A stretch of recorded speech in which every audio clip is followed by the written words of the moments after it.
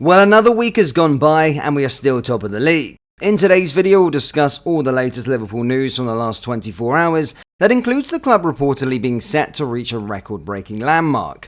There is so much to cover in today's video. And hello everybody, welcome back to the channel guys, I hope you're all well. Before we do get into today's video, as always, please do smash that like button and subscribe to the channel for daily Liverpool content. It is bad news on Diogo Jota's knee injury, as expected, but reports in Portugal have ruled out the worst case scenario of his season being over. Jota joined Liverpool's growing injury list when Brentford captain Christian Nørgaard landed on his knee after an aerial challenge in Saturday's 4-1 victory. The striker's knee bent awkwardly, and after receiving treatment from the club doctor Jonathan Power, he was stretchered off of the pitch. Early signs suggested Liverpool could have escaped a major blow as Jota walked freely to the treatment room at the G-Tech Community Stadium, but Jurgen Klopp was downcast after full time. Initial scans took place on Sunday, and according to Portuguese newspaper Record, Jota has suffered a cruciate ligament damage as expected. It is claimed that the 27-year-old could miss around 2 months of action, with the area of his injury likely to be the posterior PCL rather than the ACL. Jota will undergo further scans on Monday, but the worst case scenario is excluded, with the player expected to be fit again before the end of the campaign. A 2-month layoff would rule the number 20 out until mid-April, missing around 8 Premier League games, the Carabao Cup final, the FA Cup 5th round, and a potential quarter-final plus the Europa League last 16. That would include meetings with City, Everton, Man United, and could see his return land between the legs in the Europa League quarter-finals should we get there. While it remains frustrating news, the positive is that Jota should be back before the end of the season, which could provide a boost during the run-in. If he aims to be back for the league trip to Fulham on April 20th, for example, he could be available for the final 5 games of the domestic campaign. Nevertheless, losing a player who had just been named the Premier League Players of the Month, had scored 6 goals and assisted 4 in his last 11 games is a real setback. In Jota's absence, Jurgen Klopp will rely on Mohamed Salah, Darwin Núñez, Luis Diaz, and Cody Gakpo as his senior forwards. There remains doubts over the short-term fitness of Núñez, however, while Salah likely played more than the club's medical staff had hoped by replacing Jota before half-time at Brentford. Young winger Ben Doak is currently out with an MCL injury, and LFC News understands he himself is hoping to return by April. KD Gordon scored his first goal since January 2022 when he converted his spot kick in Liverpool's under-21 2-1 win over Newcastle on Saturday. Ballon d'Or winner and former Liverpool striker Michael Owens has described Darwin Núñez's goal versus Brentford as madness in the context of Saturday's Premier League match. He was only on the pitch for 45 minutes against Brentford, but Núñez left his mark in the match, scoring the opening goal and allowing more room for the Reds to relax and net their 3 second-half goals. Unfortunately though, his afternoon was cut short as he was substituted at the break, feeling a little something according to Jurgen Klopp, hopefully nothing serious. Núñez's goal against the Bees was one to remember, owing to his sublime chip over the goalkeeper after Diogo Jota's brilliant header to set him up.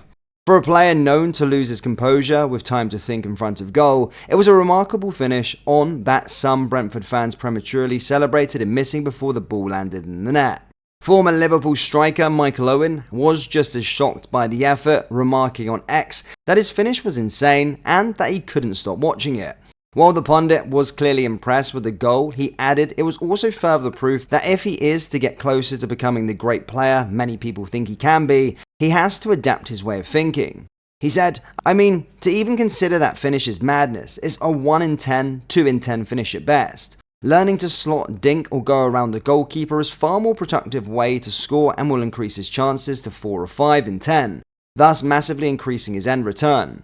Owen wasn't trying to take anything away from the finish and did describe it as pure class, but did explain that he would rather see it when Liverpool are 3-0 up, not at 0-0.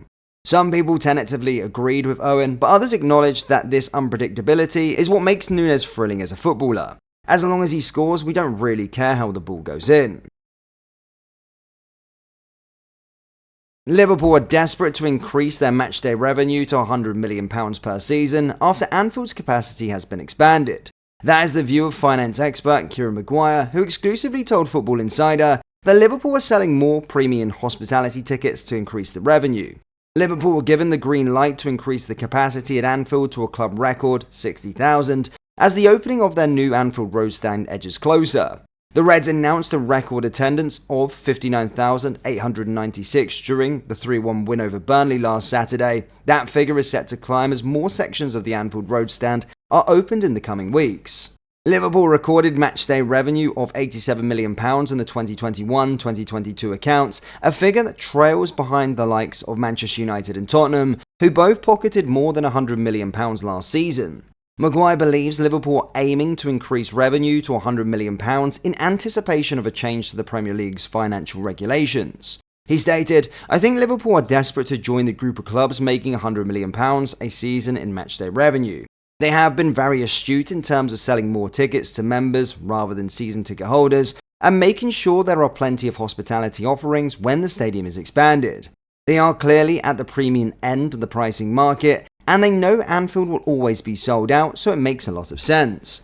If we're going to move to shadow the UEFA financial control model, where revenue determines the amount you can spend on wages, then it really is a sensible step." While Curtis Jones, Diogo Jota and Darwin Núñez all left the field injured for Liverpool against Brentford, two of the Reds' loanees suffered a similar fate. We will start this loan watch with the bad news so we can end on more of a positive note. First to note is that Owen Beck went off injured for Dundee during their 2-0 win over Ross County on Saturday. He limped off in the 73rd minute with tight groins, according to manager Tony Docherty. He said, "We took him off as a precaution." Meanwhile, Tyler Morton was also forced to withdraw from a win as he left Hull's 2-1 win at Huddersfield in the 32nd minute. Manager Liam Rosenwa told Hull Live, "Tyler got a kick on his ankle and it swelled up too much. I'm not delighted, but I'm pleased that it's not a muscular injury. It's something we just have to pain manage and hopefully get the swelling down." Thankfully, Morton's Hull and Liverpool teammate Fabio Carvalho lasted the match without hurting himself as he played 63 minutes. Both players missed the injury time chaos as Huddersfield equalised before the centre-back Jacob Greaves won the game for Hull moments later in the 94th minute with his second goal of the game.